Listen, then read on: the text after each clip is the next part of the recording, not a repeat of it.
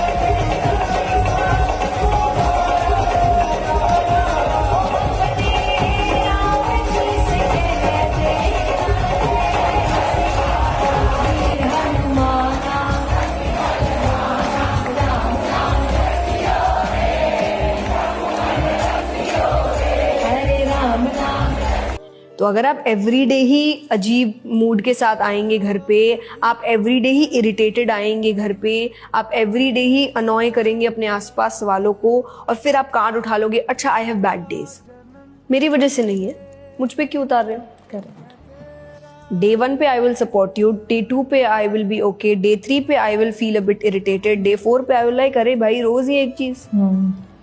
Because issue तो मुझे भी है ना। अगेन आई वुड से घर के अंदर तो युद्ध नहीं है। मैं भी उस युद्ध से घर पे आई हूँ कि थोड़ी देर दोनों पार्टनर आसपास बैठ के सुकून से बात करेंगे। हो सकता है हम बाहर के इश्यूज डिस्कस करेंगे कि यार ये अच्छा नहीं चल रहा, बट एक दूसरे पे नहीं उतारेंगे वो गुस्सा, क्योंकि एक दूसरे की गलती नहीं है। तो आपको ये समझना पड़ेगा कि आप दोनों को ही साथ रहना है और दोनों को ही एक दूसरे के बारे में समझना होगा कि ये मेरे प्रॉब्लम्स ठीक करने की मशीन नहीं है, ये भी एक इंसान है जिसको प्यार, अंडरस्टैंडिंग, पैम्परिंग चाहिए। You cannot burden the other Yes.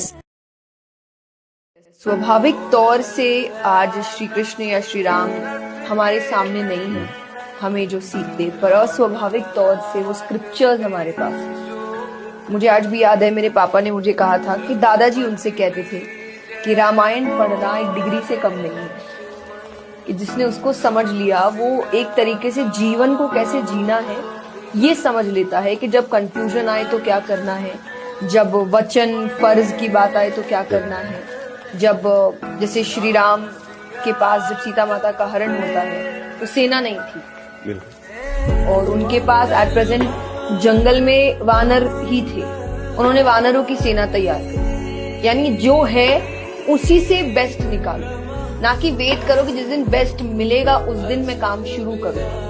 जो है उसी को बेस्ट बनाने की कोशिश करो।